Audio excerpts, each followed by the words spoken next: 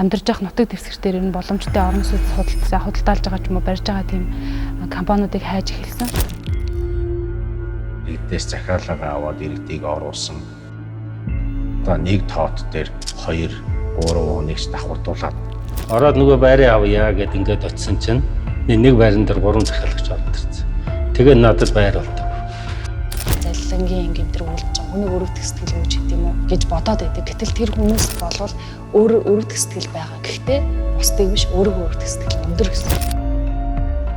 Залуучууд одоо гэр бүл асар их салж байна манайхан дотор.